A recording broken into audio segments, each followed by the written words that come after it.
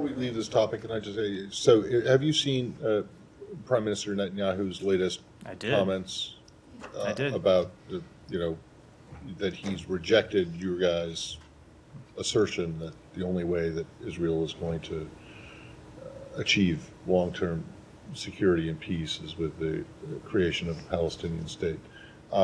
This is obviously not new. This is something that he has said for some time and told you all directly last week, even.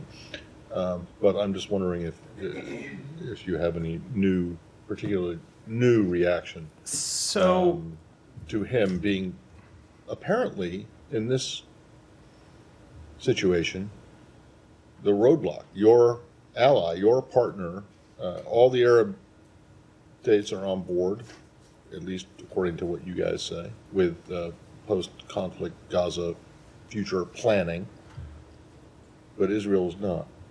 So, let me echo something the Secretary said when he was in the region last week, and that is that Israel faces some very difficult choices in the months ahead. The conflict in Gaza is going to end. It will end. And at the end of that conflict, someone is going to have to rebuild Gaza. Someone is going to have to govern Gaza. Someone is going to have to provide security in Gaza.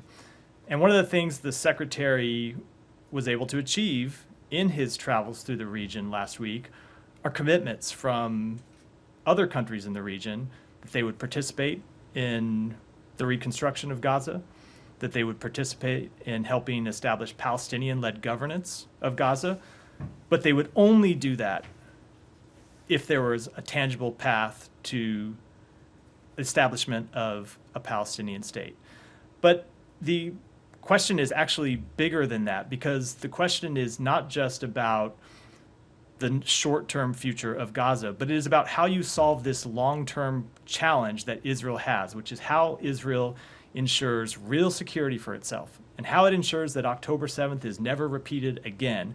And the opportunity that Israel has right now before it is that for the first time in its history, you see the countries in the region who are ready to step up and further integrate with Israel and provide real security assurances to Israel. And the United States is ready to play its part too, but they all have to have a willing partner on the other side. So we will continue to reiterate to the leadership of Israel, the government of Israel, and to the people of Israel that these are the opportunities that they have.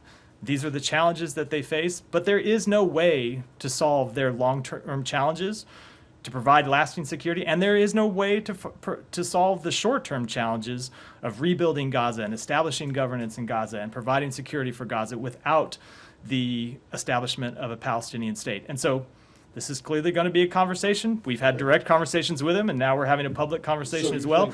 But it's going to be a process. You think that Netanyahu is basically squandering an opportunity for real lasting peace for his country? I don't want to characterize his remarks, but I will say that there is a historic opportunity that Israel has to deal with challenges that it has faced since its founding, and we hope the country will take that opportunity. All right, and then